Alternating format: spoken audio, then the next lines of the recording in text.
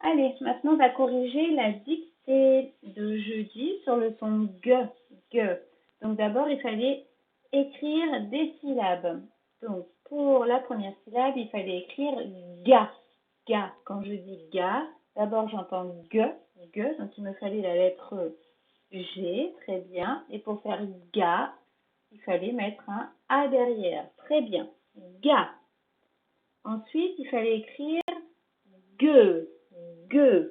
Alors, la lettre qui fait le son G, G, G, G, c'est le G, très bien. Et après, j'entendais E. Alors, la lettre qui fait le son E après G, c'est le E. Quand on a la lettre E derrière la lettre G, si on ne veut pas que ça gicle, il faut mettre mademoiselle U pour protéger. Hop là, qu'est-ce qui se passe? Oh non, pardon. Voilà, la lettre U pour protéger, donc ça fait G. Excusez-moi pour ce petit couac informatique. Ensuite, il fallait écrire Guy, Guy. Donc j'entends G et j'entends I. Attention, le G gicle sur Madame I, donc il fallait pas oublier de mettre Mademoiselle U pour protéger. Voilà Guy. On pouvait écrire comme ça, ou on pouvait utiliser aussi le I de stylo, c'est-à-dire la lettre Y. Comme le Gulu gicle aussi sur Monsieur Y, il fallait mettre Mademoiselle U pour le protéger également. Ensuite, il fallait écrire go, go. J'entends G et O. G. Donc, il me fallait la lettre G et un O pour faire go. Ça, c'était une façon de l'écrire. Il y avait encore deux autres façons. On pouvait utiliser le O de crapaud.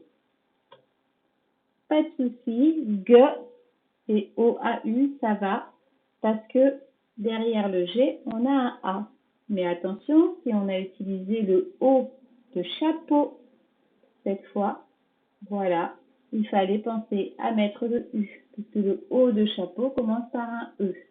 Donc sinon, le G va gicler. D'accord? Si tu as écrit go d'une de ces trois façons, c'est très bien. On continue avec GU. Donc il me fallait le G pour faire G et le U pour faire GU. Ensuite, vous deviez écrire GOU, GOU. Donc, il me fallait le G pour faire G et les lettres qui font le son OU, ce sont les lettres OU. Très bien, voilà GOU. Après, il fallait écrire grand, grand. Donc, j'entends trois sons. J'entends G, R, an. Donc, la lettre qui fait le son G, c'est le G.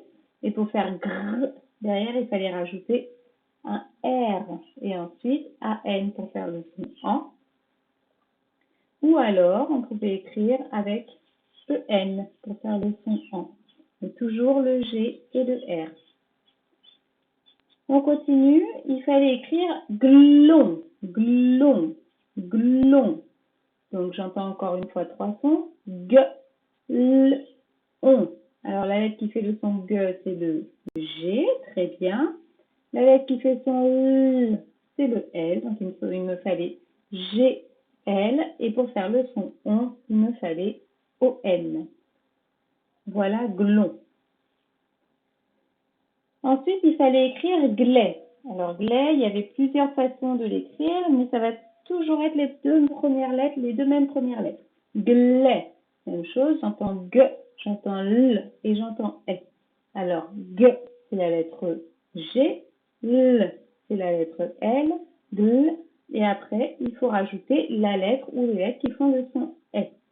Donc, on pouvait l'écrire comme ceci, avec le S de mèche, ou avec le S de tête, ou avec le S de reine, ou avec le S de bonnet, ou avec le S de balai. Dernière syllabe qu'il fallait écrire, et là il fallait bien faire attention à écrire les lettres dans l'ordre où j'entends les sons. Quand je dis gare, gare, d'abord j'entends G, après j'entends G, G, G, Ga, Ga, j'entends A, gare, et après j'entends R. Donc il me fallait un G pour faire le G, un A pour faire le ga. Et à la fin, j'entends le R, donc la lettre R. Et c'était pas là. Bien, c'était G-A-R. On passe ensuite aux mots qu'il fallait écrire. Donc, premier mot, il fallait écrire un garde. Un, on sait l'écrire. Garde, 2 syllabes. Garde. Eh bien, on retrouve la syllabe qu'il fallait écrire. Gare.